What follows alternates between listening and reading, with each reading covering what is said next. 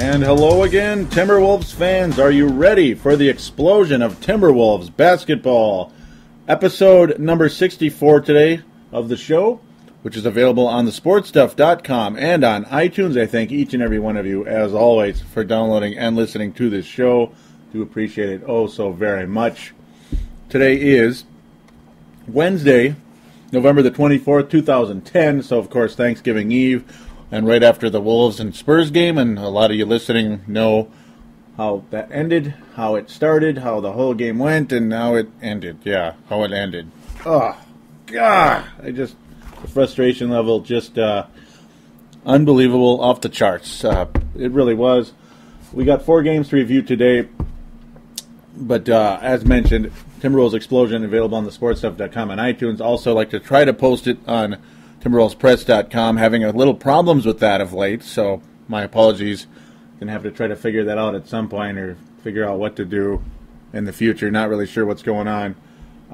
It's getting kind of strange. So yeah, got 4 games to review. Mostly going to talk about Kevin Love and Darko Milicic today in a big way.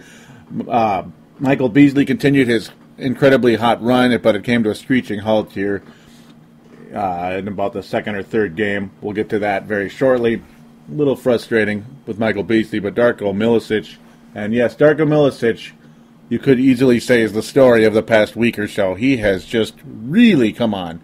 He was on an uptrend. You were starting to see signs of it in that in the last couple of games there, on the previous show, particularly the Charlotte Bobcats game, which the Wolves let go. Unfortunately, that was very, very, very frustrating.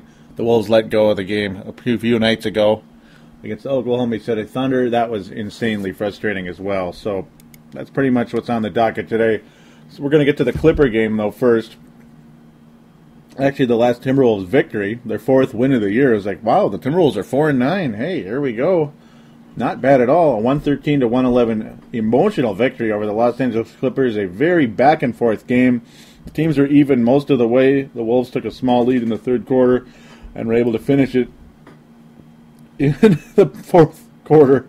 And I mean also slightly on a game-winning buzzer beater by Michael Beasley, who I mentioned continued his awesome run with the Wolves at this point in time. Randy Foye still out. This, of course, the Clippers, also known as Timberwolves 2.0, because they have Ryan Gomes, who apparently lost his starting job at this point to Al-Farouq Amino. No surprise there. I mean, you got to think that was coming sooner or later. Craig Smith is also on the team. Randy Foye is on the team. Sebastian Telfair was on the team, no longer there. Just imagine all 4 of those guys on the Clippers. Yeah, Timberwolves 2.0. Of course, they also had Ricky Davis last year and earlier. So it's amazing how many old Timberwolves have wound up on the Clippers the past few years. Eric Golden, as Clippers UK would say, the Gavin Jackson, in case he's listening. Of course, yep, because he hosted a Clipper Talk. Hopefully that returns to the sportstuff.com. That would be totally cool. Eric Gordon, though, by the way, now that I'm finally said his name about 4 times, had a pretty darn big game. He got to the basket a lot, got to the line 13 attempts, made 10 of those, 2 of 6 from three-point range, about 50%, 9 of 19 from the floor for 30 points, but the turnovers hurt the Clippers down the stretch in this game, not surprisingly. Blake Griffin with a, if I can say it, a Kevin Love-like game, 26 and 17. Not bad at all. 26 points, 17 rebounds, of course. The Clippers, though, hey, what can I say? I'm going to say this, and it's not meant as a shot. It's just a fact. They're losers. And no, that's, again, like what I'm saying, I'm not just going, they're a bunch of losers. No, they're losers in terms of they don't win close games. This team does not win close games. The Los Angeles Clippers, the Wolves absolutely had that. Were snake bit with that last year. They're starting to show signs of it again right now. But again, at least playing very competitive like the Clippers did in this particular game. But you got to win some of them. And the Clippers have won 1 game all year. They're 1-14 now, 1-11 at this particular time, having lost their 6th in a row to the T-Wolves, the Timberwolves. But Darko Milicic, another solid game. The rebounding, not so good. The block shots, 3 blocks in this game. I mean, the guy is just they should call him the goalie. I mean, he is just an outstanding shot blocker. Anthony Tolliver, the other shot blocking specialist on this team, with 3 as well. Darko, not much of a rebounder, though. in this particular game. He just, his rebounding is up and down. It sure ain't Kevin Love-like. He only got 3 in this game, despite the fact, obviously, starting and playing major minutes. Luke Ridnour making his return to the Timberwolves, playing more major minutes in this game. 8 assists, 3 steals, 12 points. Oh, I'm going to rant about Luke Ridnour a little bit later, but not in this particular game. Kevin Love with yet another double-double, 24 and 14. But Michael Beasley was the story of the night, hitting big shot after big shot down the stretch. In the fourth quarter, Michael Beasley looking like an absolute superstar in this game. And in fact, reminding me of Carmelo Anthony. That's right. NBA Jam. Carmelo Anthony. That's right. There is just no doubt that Michael Beasley on fire, just like Carmelo Anthony can be when he wants to, especially in the third quarter against the Timberwolves. That's like his tradition. Nikola Pekovic has fallen out of the rotation. That is definitely a major note. Kufos gets very few minutes. He's just, he's a backup, but apparently Anthony Tolliver tends to play Darko's minutes when Darko is not playing. Tends to play the center position. Love plays a little bit of center as well. Tolliver is certainly the better defender. There's no doubt about that. Lots of energy, but Kevin Love, absolutely the MVP of the Timberwolves right now. He has unseated Michael Beasley as we continue to move forward, but a guy who has really emerged in just a ridiculous way. We're going to talk about him an awful lot. A guy who's gained a ridiculous amount of confidence, and I made a goofy comparison. I'll get to that later in the San Antonio game. We're going to talk a lot about the Spurs game, by the way. That was the most emotional game of this stretch. This is the second most, I guess. I mean, they all were fairly good games, except the cruddy Laker game, which is Friday the 19th. That's the next one. Darko, though, 5 of 6 from the floor. I mean, the guy has found his shot. His hook shot's fallen. You like it or not, you get tired of the hook shot, you'd like a little more, dunk the ball or something like that. But, hey, they're going in. They weren't earlier, but they are now. The turnovers have definitely really mounted with Darko Milicic. He had 7 tonight against the Spurs. Yep, 5 against the Clippers in this particular game a week ago, Wednesday the 19th. So the Timberwolves finished strong. Michael Beasley Ryan Gomes, that's classic, getting Ryan Gomes up in the air. Ryan Gomes behind him. Beasley timed it perfectly and hit that shot. And no, I'm not comparing him to Michael Jordan, but from the similar spots that Michael Jordan shot the ball, the classic 45-degree angle that I just absolutely love. Spectacular. Love those shots, or kind of, the wing shots, we'll say as well. Love that. It's a nice shot, and Beasley looking terrific at this particular point.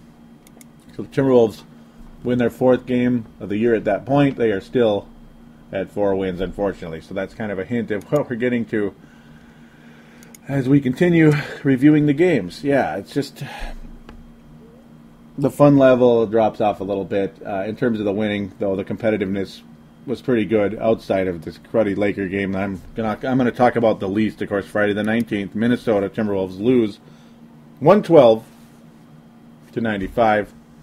Matt Barnes shot the lights out, and when a guy like Matt Barnes, who's a good basketball player, but of course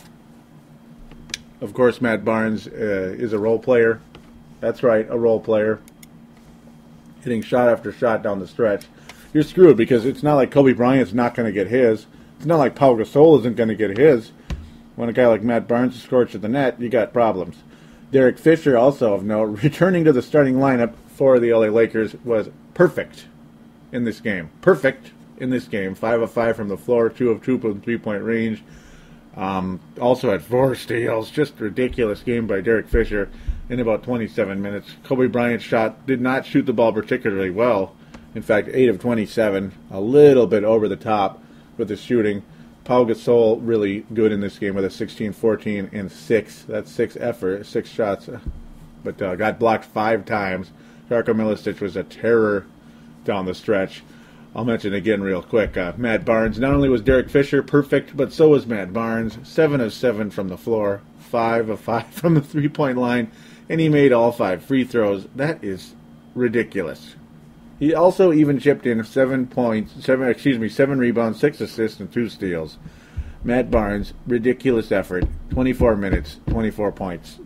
What can you say? Forgive some of this box score reading. I know that people don't always like that. I'm not really here trying to read the box score. I'm just I'm giving you the numbers because they're silly. I mean, when a guy's shooting perfect from the floor, I'm going to tell you what he did. And then you add on the other stats, and it's like, good Lord, man. The guy is just the guy was all over the place. Theo Ratliff and Andrew Bynum, notably, missing in this particular game.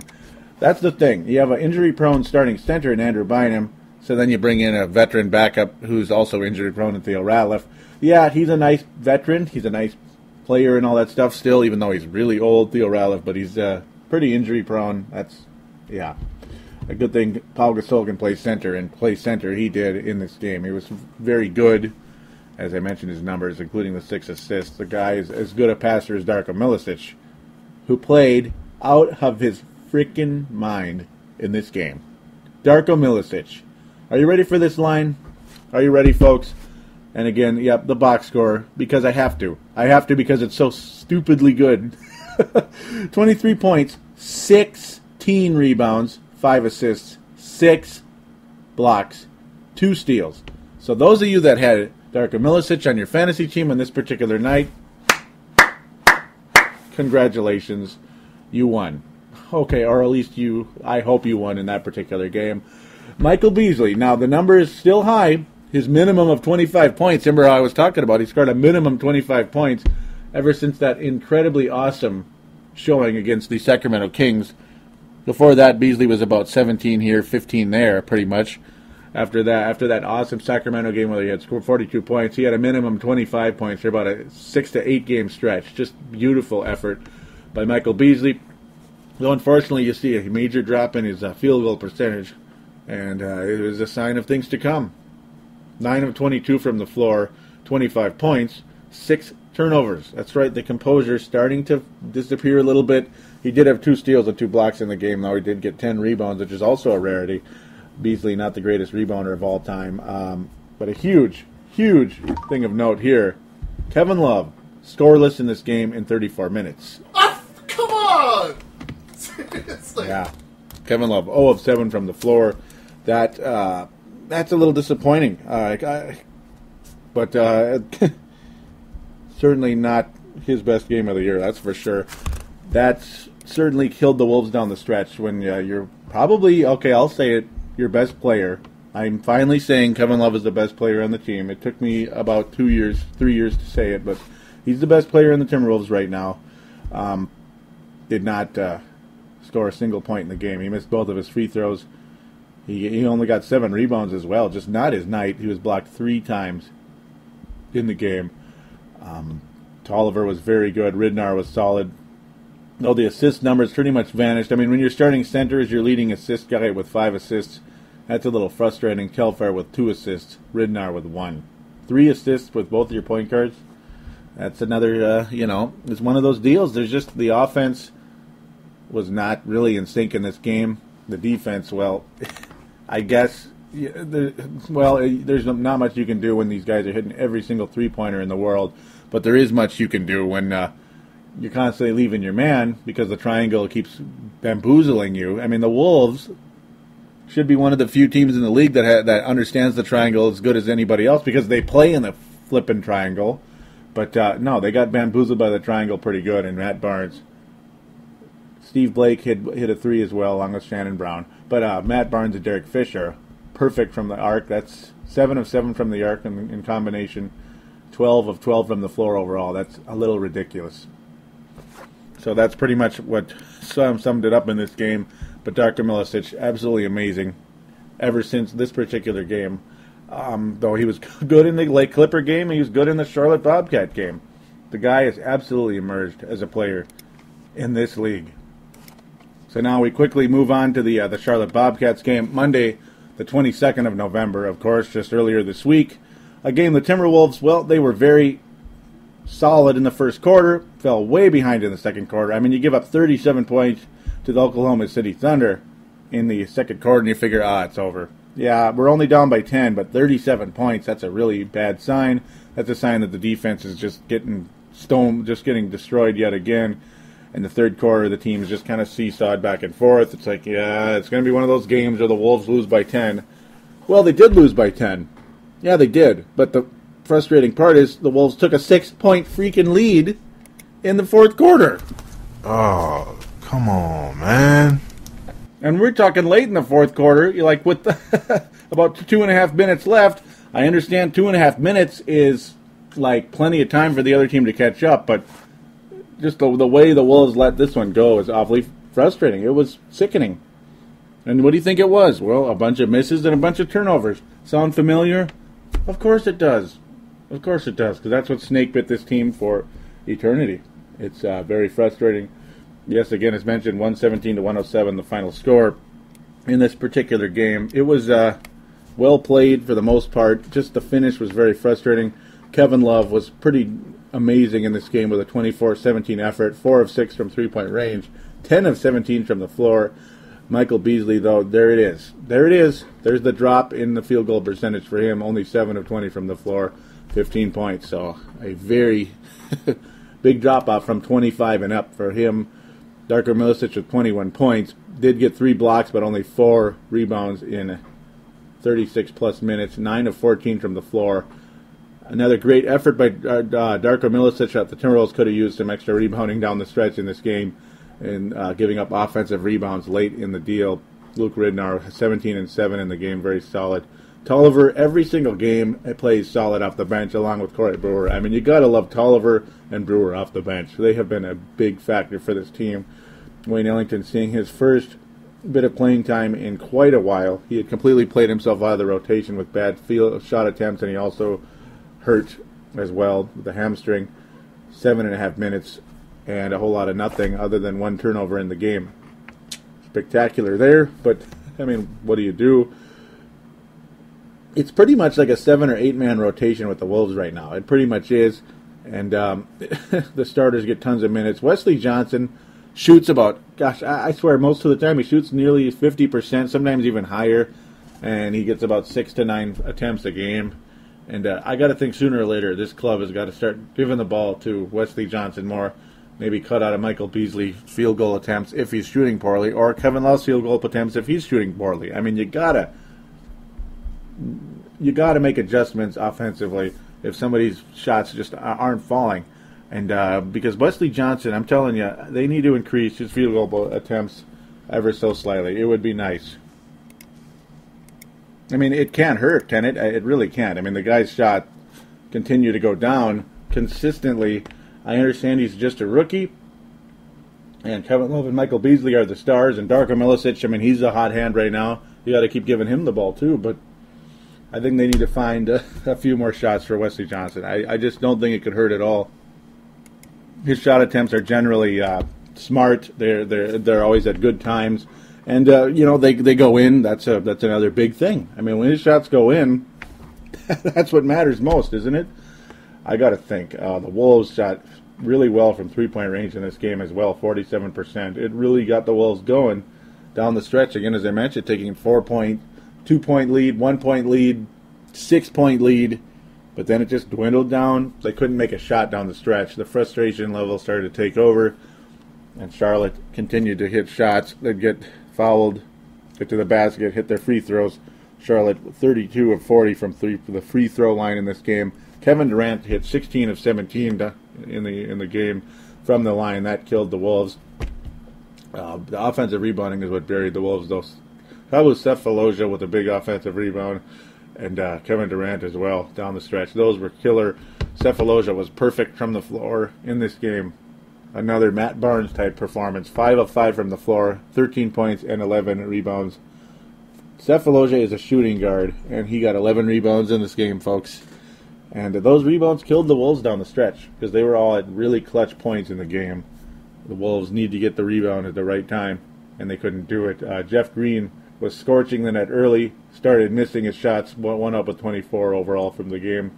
Kevin Durant couldn't buy a bucket, but he made a lot of his baskets late in the game at the free throw line, and that's why he wound up with 25 points down the stretch. Not a bad effort by Kevin Durant, who also blocked 3 shots. That's right. Kevin Durant blocked 3 shots in this game. That's pretty darn good for a guy you don't really think of in that category. You really don't think of Kevin Durant as a big shot blocker, but he got him down the stretch in this game, and that was quite the shame. So now we head to tonight's game. That's right, Wednesday, the 24th. Yep, the night of episode 64 of Timberwolves Explosion. Again, the day before Thanksgiving. I'm going to say this real quick. I hope all of you have a great Thanksgiving, by the way, tomorrow, or, well, when you're listening to it, it'll probably be, it's either Thanksgiving or the day after, Black Friday, God forbid. The shopaholics are going to be just, the shop terrorists are going to be out there, and it's going to be kind of scary. Good luck to you out there. And, hey, don't lose your life over a television. That's all I got to say. Don't get yourself killed out there. And I'm not being sarcastic because crazy, awful things tend to happen and people go a little bit overboard. So do chill out this weekend if you can. So, yep, that's the deal. We're going to get to this game now. The game of the week. Yeah, a very safe bet. It's the game of the week. Timberwolves just were fantastic, and I mean fantastic, down the stretch in this game. It was ridiculous. Especially, well, more spectacular early than late, that's for sure. Timberwolves take a 33-18 lead in the first quarter. Absolutely ridiculous. Also got to mention this real quick. Timberwolves Explosion does have a Twitter account. We're going to refer to that a little bit here in this particular game. Twitter.com/Wolves Explosion. Twitter.com/Wolves Explosion.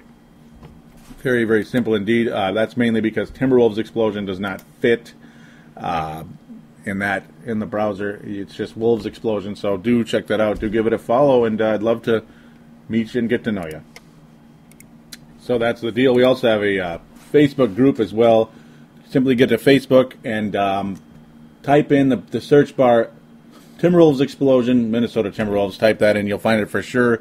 I'm also looking to create a Facebook page for Timberwolves Explosion, so eventually I'll be able to say facebook.com/Timberwolves Explosion. That would be a lot of fun, huh? This was a extremely entertaining game. It was worth the price some of you paid for the tickets out there, those of you that did go to the game. The weather wasn't as bad as some people may have thought it was going to be. Yeah, it's a little difficult, but not that bad. It's more or less the fact that tomorrow's Thanksgiving and people are traveling. That can be kind of goofy. It was just one of those games you kind of saw. You just kind of saw it coming. It's just so frustrating. An awesome start by the Wolves, as mentioned, but then the Spurs would go on 16-5 runs, 14-5 runs, 28-18 runs, and then guys like Manu friggin' Ginobili started hitting three-pointers. Tony Parker started hitting three-pointers. He only hit one of three, but he started hitting shots all over the place. Ginobili wasn't making his threes early, but he started sinking them late. 4 of 10 overall in the game. Richard Jefferson even hit a three-pointer really late. Yeah, he was 1 of 5 from the floor, or from three-point range, but of course that one three-pointer was really late, and it was a very big frustration indeed.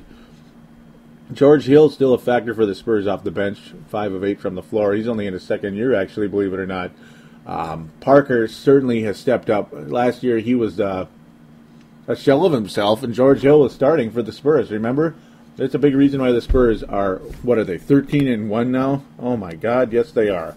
13-1. Manu Ginobili still is Manu Ginobili. Tim Duncan getting older, getting more and more frustrated out there. Kevin Love actually frustrated Tim Duncan in this game, which was, I just could not believe it. Shocked the living crap out of me. Matt Bonner only hit 2 3-pointers in this game, but of course they were at the point that they were devastating. Absolutely devastating, both of his 3-pointers. It's just, that's how the Spurs are. That's how the Spurs are. You think you got something going, but then they start hitting threes. Or if they're way ahead, they keep hitting threes and rub it in your face, and that's a huge reason why I hate this freaking team, the San Antonio Spurs. It is. They'll take a 25-point lead, and they'll be hurling three-pointers and just mocking you with this cocky look on their face. That's where I get pissed off at the Ginobilis, Parkers, Bonners, all these guys. In the past, Bruce Bowen, remember him hitting threes all over the place? That got pretty old. Oh, and there was a pretty frustrating 3 late in the game, too, with Mr. Neal. Oh, boy, the rookie Neal. Luke Ridnar, though. This guy drove me crazy in this game. I don't know what the hell Luke Ridnar is thinking at several points in this game. Now, you look at his numbers. Why in the hell did he play almost 41 minutes in this game? I mean, Sebastian Telfair isn't the greatest point guard in the history of the world. He sure the heck isn't. In fact, he used to drive me nuts, but he's starting to be a little bit smarter out there. But Luke Ridnar played almost 41 minutes in this game. He shot 2 of 12 from the floor. Man, this doesn't make any sense. That's just absolutely pathetic. And I know people are entitled to having a bad game. It happens, right? Sure, it does. But it's a lot. It's a lot deeper than 2 of 12 from the floor. It's the shot selection. Yeah, he only had 1 turnover too, which is amazing. Darko Milicic had 7 turnovers in this game, despite the fact he played fantastic. Yeah, Darko Elijah, as like Derek called him that. Oh boy, and Wesley Johnson. I look at this stat again, but I'll shut up and get back to my point on Luke Ridnour first. The shot selection. He'd come up the court. The Wolves are ahead, and he would constantly throw up these long 2-point shots, these pull-up jumpers, and of course he'd miss because 2 out of 12. That's going to reflect that. Sure, he had a big 3-pointer down the stretch. That was one of his shots, and he had a 2-pointer as well. But it's like, dude, Luke, you're the point guard. You're the point guard. We've got at least 3 or 4 other guys. In fact, all the 4 other starters in this game shot really well. Beasley was the only one under 50%, 5 of 12. The other 3 shot, the big 3 of the Wolves, we'll say, shot over 50%, well over it. Kevin Love, Darko Milicic, and Wesley Johnson. Michael Beasley was only 5 of 12 from the floor, but he's a better offensive option than Luke Ridnour. Why is Luke Ridnour hogging the ball? Like he's Michael Jordan out here and putting up pull-up jumpers like Michael Jordan. What the hell are you doing? Especially when the guy is cold as ice. Cold as ice was Luke Ridnour in this game, and he's taking up pull-up jumpers over and over and over.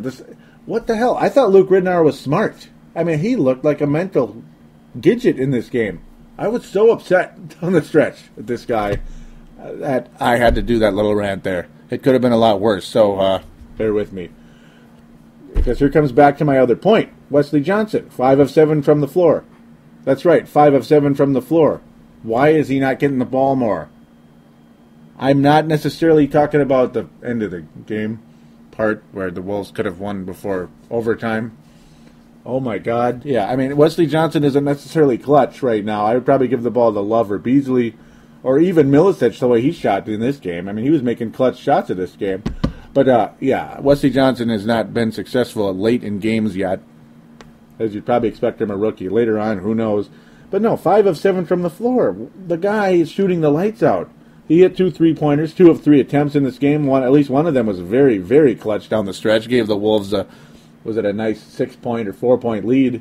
Really, really big for the Wolves down the stretch. He hits the clutch shots when it's like the game is still going. I just don't really think I trust him at the end of the game, like the shot. Clutch shots down the stretch, yes, but the shot, no. The guy needs more shot attempts. Wesley Johnson needs more shot attempts. He fouled out in this game, as did Darko Milicic. That was very unfortunate. Darko Milicic, though, 22 points, 8 rebounds, 5 block shots in this game. An absolutely amazing performance by him. Kevin Love, though, the story of the night, 32 and 22. That's right, 32 and 22, a 30-20 game by Kevin Love. Ridiculous, amazing. They're the 9th Timberwolves player to do that in history for the team. Kevin Love has 5, Kevin Garnett has 5. Kevin Love has 2 within a 2-week stretch. So Kevin Love working his way into Timberwolves history already. It's been very amazing. Michael Beasley did it as well with his 42-point effort. One of the few Timberwolves to eclipse the 40-point mark. The Wolves bench tonight stunk for the most part, I think. Tolliver, he made his 2 shots. Didn't really do much else. His defense wasn't as good as you'd hope. Really, it wasn't. 3 personal fouls. Ticky-tack fouls as well. Telfair did get 5 assists in only 12 minutes in this game. And he shot the ball a lot less than Luke Ridnour. I would rather he was on the court than Luke Ridnour, believe it or not. And it's hard to believe that I'm saying it. Something got to Luke Ridnour tonight, and I think in previous games as well. He's shooting too much. Yeah, you're the veteran on this team. That doesn't mean you're going to shoot the ball more. That means you're going to lead. There's a difference between leading and shooting the ball. Luke, come on, man. You're supposed to be the new hope. Yeah. He had no personal fouls in this game, which is slightly impressive, we'll say. But that's good, considering you're guarding guys like Tony Parker, but who is totally back, playing like a stud again. Probably because he got what's-her-name out of his life. Yeah, I'll just leave it at that. That drove me crazy. We'll get to it. I'm going to get to a few tweets down the stretch here. It'd be nice to get to really quick. I just hope I'm saying her name right. Mate, I hope I'm saying your name right. I think you're listening, hopefully. A new listener, a new follower on Twitter. I really hope I'm saying your name right. If you're listening, send me a direct message or tweet or something. Let me know if I'm saying it wrong. She's saying this was a nail biter at the time. It's a nail biter, so good. And she hated that how Luke Ridnour, yeah, that's right, Luke Ridnour, late in the game with no time left, just hung on to the ball. 16 minutes left, or 16 minutes, yeah, right, 16 seconds left in the game. He held the ball the entire time, just held it. You're not Michael Jordan, Luke. There's no shot on Craig Elo. You're Craig Elo if you're lucky. You know, at least Craig Elo hit some three-pointers down the stretch. Yeah, I mean, what was he doing? Just held onto the ball forever until about 3 seconds left, then decides to flail towards the basket, and it was like the ball was just spiked down to the ground. Yeah, the Wolves had 0.6 left, and there was just a futile attempt by Corey Brewer that was not even close. It was just like, okay, whatever, we're going to overtime. But no, she says, hated that too. It's going to be sad if we lose after such a great game. And ain't that the truth? I made a comment earlier on Twitter because I tweeted like crazy tonight. I mean, it was just, man, that was fun tweeting during the game. Just amazing. Darko Milicic was amazing in this game, hitting hook shot after hook shot. Then he hit a really impressive fade-away, fall-away type shot that gave the Wolves the lead. It was just a very clutch play. Gave the Wolves a 6-point lead for his 22 points. That was his 22nd points of the game. He didn't get the ball after that. And I was crazy enough to say, oh, wow, Darko with a beautiful fadeaway a la Elijah. And then Rusty of the Crossover, and yes, I'm going to mention it again, The Crossover, which is a podcast on thesportstuff.com that covers the New York Knicks and New Jersey Nets. Rusty is the host, along with PMAC. They cover the Nets and Knicks, as I mentioned. Rusty's the Knicks guy, or Nets guy. Pardon me, Rusty, for that one. I know that's going to make you mad. They're both from Australia. The show is fantastic. Absolutely spectacular. Do check it out. Sportstuff.com on iTunes. The Crossover. He says, how dare you compare the dream and the dead shit. There, I said the word. Okay, I'm going to say it once in a blue moon. I'm horrified. Rusty hates Darko Milicic because Darko Milicic was pretty lousy until he got here. The guy never smiled. The guy played like crap, and the guy had the worst attitude maybe we've ever seen. In fact, there's a video on YouTube where he just freaks out in a European game saying some stuff that if he said it here, he would probably not see the court for a calendar year. I mean, it was intense stuff. I responded with, it was just one play. I didn't mean it as like Hakeem Olajuwon's career. I just meant the play, and I'm sorry about that. To Rusty, he says, it's cool, Joey. I'm just touchy about comparisons to Hakeem, the best big of all time, according to me. That's not a bad argument about the best big of all time. It gets extremely debatable because of I think he's in the camp though. Yeah. Especially on the offensive side of the ball. Well, but defensive too. The guy was a shot blocking machine. Just sickening. The Dream Shake was probably the best move of all time in terms of the center position. Yes, it probably was. It was the most effective. It was just ridiculous. Just beautiful. Could not believe how good he was. And, you got Kareem and Shaq as well in the offensive side, and even David Robinson. Bill Russell is not known as an offensive guy. Wilt Chamberlain, there's a lot of debate on him that he was just a complete ball hog and did not believe in teammates at all. I don't know. The guy obviously was a ball hog to score as much as he did, so I'm not even going to get into Wilt Chamberlain. Mate says Beasley needs to step it up just a bit. He's making petty mistakes that have affected us. And, the guy's shot selection has not been the same of late, and the shots simply is not going down, as well as the turnovers by Michael Beasley are disgusting and at the wrong particular time. And that happened in that Charlotte game. That happened in the Oklahoma City game. For some reason, I'm getting those two teams mixed up a little bit, probably because they're newer names the last few years. Charlotte Bobcats, Oklahoma City Thunder, and they're both young and athletic. Just one of them is really looking good, and the other isn't that great. The Wolves did lose to both in nail-biters. I made a response to, yes, that Beasley really has been hurting us of late. It's a shame that it's frustrating how he's a little up and down because he was so amazing just a mere week ago. It does get a little frustrating. Her response is, but he's young. With time, he'll develop, I hope. Would really love to see him play like he did in K-State. And, yeah, you did see stretches of that the past 2 weeks. And clearly the guy has the offensive ability to be one of the greatest scorers in Timberwolves history, if not the best. And, yeah, that's a big statement. But the offensive talent is, it's there. It's plain as day. You can see it. You can absolutely see it. So, yeah, before I get to the Facebook group and then eventually wrap up the show, nice, strong, cool comments by Nigel Southern as well. In fact, I should probably make the Facebook earlier than I have been doing. I'll get to that in a second, though.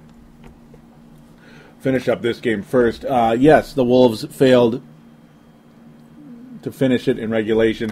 Overtime, the Wolves hit one basket. The Spurs couldn't hit anything, and it was nice. Like, oh, good, the Spurs cooled off. Sweet. Oh, man, I thought the Spurs would just romp us here in overtime because after the way they made that furious comeback and all the Wolves are blowing it and all that stuff.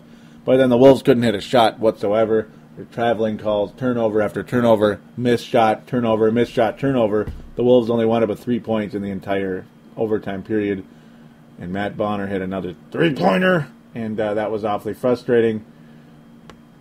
Though I should mention, and I'm just an idiot to not mention this, the only reason this game got to overtime in the first place is not just because Luke Ridnour was just terrible and frustrating by holding onto the ball way too long, but Neal of the San Antonio Spurs, a very little-known rookie on the Spurs, was attempting a three-pointer.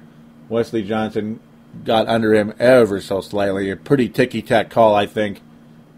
And, yeah, this was a three-point game at the time. 106 to 103. And they called the foul on Wesley Johnson. Oh, if Wesley Johnson could have stayed away just a little teeny bit, he might not have gotten called for that ticky-tack foul. And, of course, Neal, like clockwork, who only was 1 of 5 from the floor all night, hit all 3 three-pointers. And that's how we got into overtime in the first place. That's how we were in the situation where Luke Ridnour should have passed the ball or maybe hit a shot, but didn't. So I apologize for not getting to that. I got a little ahead of myself with all the notes and the tweets and all that stuff. I drove myself a little crazy there, and I apologize for that. That was a very, very frustrating finish. That really was. So then, yes, as I mentioned, Wolves weren't hitting anything. Matt Bonner did hit at least something. And then, of course, Manu Ginobili hit his free throws that he had to late. And that was pretty much about it. That was pretty much all she wrote. Just a heartbreaking finish for the Wolves in this game. They had this game all the way. The Spurs, in fact, never led in this game until Matt Bonner hit the three-pointer to make it 111 to 109. And that was the dagger. That was the dagger. So frustrating. So frustrating. And the Spurs win for the 13th consecutive time against the Minnesota Timberwolves. Oh, for the love of God. That absolutely sucks. But again, that's how it goes. That's how it goes. So let's get to the Facebook group. Again, as mentioned, if you have a Facebook account, that includes every one of you that are listening. Please do follow the Timberwolves Explosion Show on Facebook, just like on Twitter. Twitter.com/Wolves Explosion. But in the Facebook, go to the search bar. Timberwolves Explosion, Minnesota Timberwolves Show, or Minnesota Timberwolves. Nigel Southern, he's looking for some more contributors out there for a reason. We need more to join this page. It'd be terrific. So he says, Timberwolves do it again, 4 wins, something they didn't achieve until mid-December last year. This was, of course, in that Clipper game. Beasley is just huge, averaging more than 30 over the last 5 games. Great shot to win the game. Be easy, says and does all the right things, and Love appears to be falling in behind him as the number 2 guy. Oh, and a dunk by Darko on a night when he played great D. That was a really fun game, Nigel, and there's no doubt about it. That was just an absolutely fun game. Yeah, Beasley is the top scoring option on this team, I got to think. Though, yeah, on particular nights when it's just not falling, right now he's kind of like a stock where they go into these uptrends and downtrends. Beasley's been on a downtrend of late, unfortunately. So I think you'll take a few shots away from Beasley, a little more for Love, and hopefully a little more for a lot more for Darko of late. I mean, Darko was attempting 5 or 7 shots a game. Now he's up to 14 to 17ish. Crazy because they're actually going in. And yes, as mentioned, Beasley's field goal percentage has really, really gone in a valley of late. In a peak and valley game, and in a peak and valley Beasley right now at age 21 is me and Matei we're talking about. Oh man, I just know I'm mispronouncing her name, and I do apologize. Nigel Southern. This was awesome. This link that Nigel puts up on the Facebook group, hilarious. I also saw it from Marcus, the forecaster, as well. Kevin Love and Wesley Johnson. Yeah, I forget. Was it Wesley Johnson was going to the line? I can't remember who it was. I can't remember. It was one of the two was going to the free throw line, and the typical little handshake, little hand, give me some skin type of play where you kind of slide your hands, whatever. And it was like the laziest thing I ever saw. They missed each other. And then one of them, I think it was Love, was just standing there. Yeah, Love was just standing there kind of holding it out. Or no, Wesley Johnson was kind of put his hands on his knees like Jordan used to and just kind of stood there, yeah. And Love was kind of, yeah. They're about 8 inches apart. Love finally just walks over, okay, let's just finish this. And it got done. It was kind of goofy and embarrassing, but I don't think it's a lack of chemistry. They're just kind of, I don't know. They're just kind of like being lazy or something. I don't know what that was all about. As long as they're not lazy in playing the game, they're just lazy in the handshakes. Nigel's final comment here last night, or no, this was, officially after the Oklahoma City game. More strong performances by Darko, but another opportunity slips by. This team certainly has potential. Oh, and you are so right, Nigel. Yes, they do. The potential is through the roof right now. This team could be very good in a year or so. The talent absolutely is there. I think this time you got to keep the guys together. You don't see 8 players leave this coming summer. I think you have a lot of your pieces, maybe 1 or 2 more here down the stretch. As long as they mature together, they're going to start winning some of these close games, and soon, eventually, they might start winning a lot of these close games. And you'll start seeing some blowouts as well, because the Timberwolves just get on fire and they start blowing people out instead of getting blown out on occasion by teams like the Lakers and, Atlanta Hawks even, God forbid, or Orlando, yuck. Really, really impressed. Darko Nesterovic, that was really bad, and I apologize. Darko Milicic, clearly to me the best center in the history of the Timberwolves. Not much company there except for Rasho Nesterovic, who wasn't that good anyway. Darko clearly a better defender than Rasho and a lot bulkier. Yeah, God almighty. Darko Milicic will go down as the best center in Timberwolves history, I think, very easily. Just hope he sticks around and keeps his head on straight, because he's clearly having a lot of fun. He even dove for a ball a la Dennis Rodman tonight. That's not something you would have seen from Darko Milicic in his previous 7 years in the league when he came in at age 17 and, seemed to kind of sleepwalk through his first couple years in the league. Got a little better with Orlando, and then got in check with Memphis, and sleptwalk again until he got to Minnesota, which was pure luck that he got here and that things worked out. And, it's been a lot of fun. Darko Milicic clearly has been a big story for the Timberwolves this past week, and I've really enjoyed watching it. I just wish there could have been more wins out of it. And I got to think they're going to start coming. I do. We just might start winning close games against the Spurs. And sooner or later, those SOBs are going to get too old to play. I just don't know when. they're a bunch of ageless wonders. They really are. And they still have 4 rings to their name, those sons of guns. At least most of them do. Oh, my. Yep. Yes, they do. Most of the main pieces.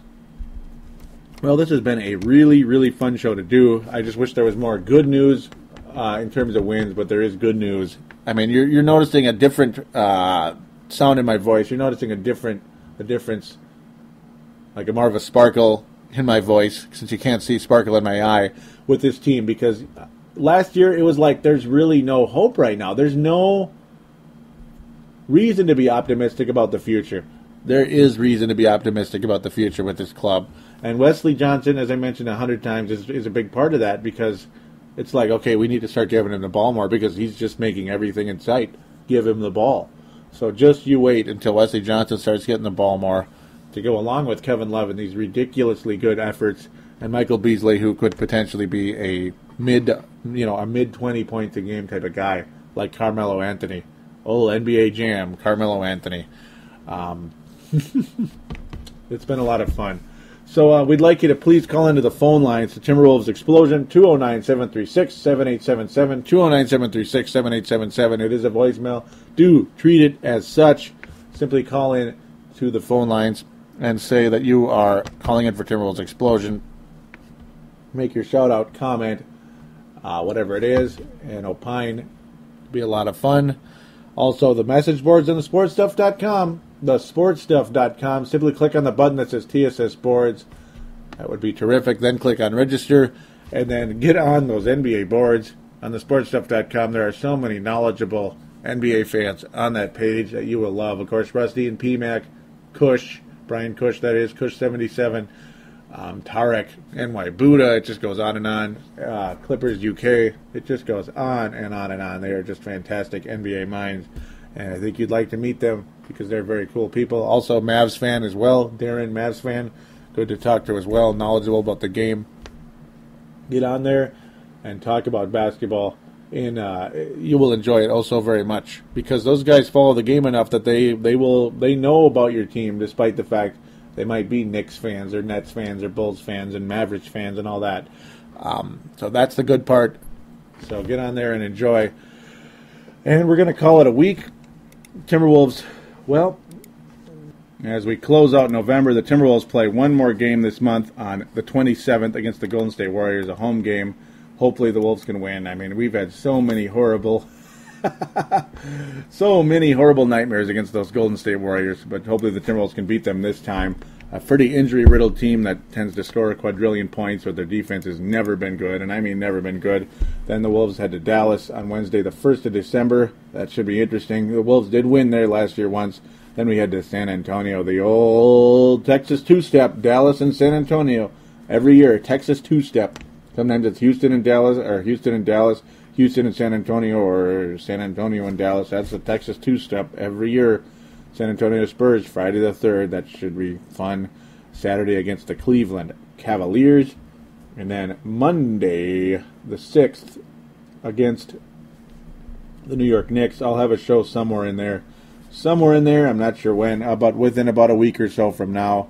Should be fun. Probably, maybe I'll try to get Wednesday night and we'll just have 2 game reviews, and then I'll get to Tuesday the 7th and have 3 game reviews.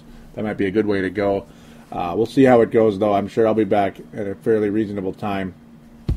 Try to do this every week, as mentioned. That'll be episode 65 when that happens. So, hey, we'll talk about those games. Hopefully we get a win or two down the stretch here in this next week. Until then, take care.